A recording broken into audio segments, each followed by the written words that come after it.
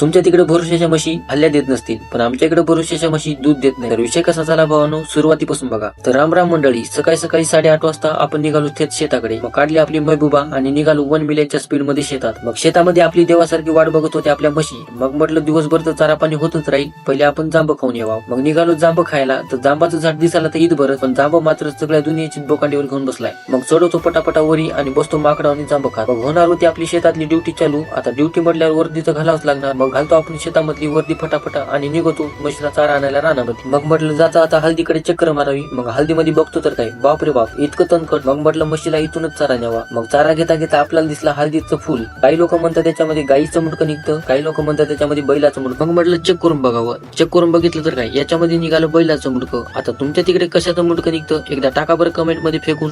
मग घेतो आपण चाऱ्याचं गोठडं डोक्यावर आणि जातो म्हशीला चारा टाकायला. दोन्ही म्हशीला चारा टाकतो. आता दोन्ही म्हशी 10 म्हशीच्या बराबरी आहेत. आता यांना किती पण चारा टाका, यांचं का मन भरत. त्या ती काळ्या तोंडाचा हल्ल्या म्हणते सगळा चारा मला दे, फक्त एकदा मोठा हो बेटा, नाही तुला विकून आयफोन घेतला तर नावाचा ऋषी नाही. मैं बाबा टिल्लू नाम मेरा बाबा टिल्लू. नंतर निघालो आपण आपल्या दोडक्याच्या रानात. म्हटलं दोडके तोडायला आले असले तर बाजारात नेऊन विकावं आणि तेवढेच पैसे होतील खर्चाला.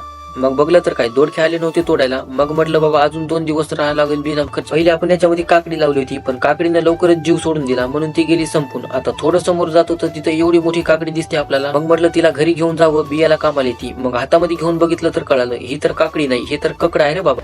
मग निघालो आपण सुन्याभाऊच्या कांद्याच्या रानानं. मग म्हटलं भाकरी सोबत खायला कांदा घ्यावा, पण ते कांदा अजून खायला चालू नव्हता, खूपच लहान होता. मग म्हटलं लहानपणी उगा हत्या करून कशाला पाप घ्यायचं.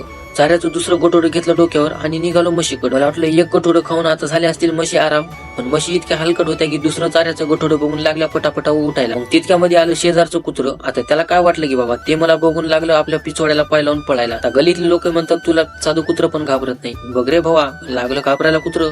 तेवढ्यामध्ये आपल्याला सुन्याभाऊ दिसतात. मग मी जातो आपल्या सुन्याभाऊकडे, त्याला म्हणतो चल रे बाबा थोडं फिरून येऊया. सुन्याभाऊ म्हणजे चल बाबा आपल्याला पण काही काम नाही, थोडं येऊयात फिरून. मग आम्ही 2 जण जातो, भन कुत्र्याने हिंडवतो दुसऱ्याच्या रानामध्ये. मग तेवढ्यामध्ये होती संध्याकाळ, 5:30 तर वाजले. मग म्हटलं दूध काढावं. विचाराला यांनी आता दिवसभर इतका चारा खाला, आता आपल्याला कॅटली भरून तरी दूध देते. काढली आपली 7 लिटरची कॅटली आणि बसलो दूध काढायला. म्हशी इतकी गद्दार निघाली की साला तिनं दूधच दिलं नाही. मग मला आला राग. मग आपण काढली आपल्या महबूबाची चाबी आणि थेट निघालो 2 मिलियनच्या स्पीडनं घरात. आता आपण पोहोचलो घराकडे. आता करतो मी आराम. तुम्ही फक्त आता व्हिडिओला लाईक करा आणि चॅनलला सबस्क्राईब करा. आता ब्लॉग आता इथंच बंद करू. आता ब्लॉग कसा वाटला एकदा कमेंट मध्ये सांगा बरं. आता भेटूयात पुढच्या ब्लॉग मध्ये. तोपर्यंत बजाव. जो तो दिसते डावात आपलं कुठं जमते भजन बापू झिंगिना झिंगिना.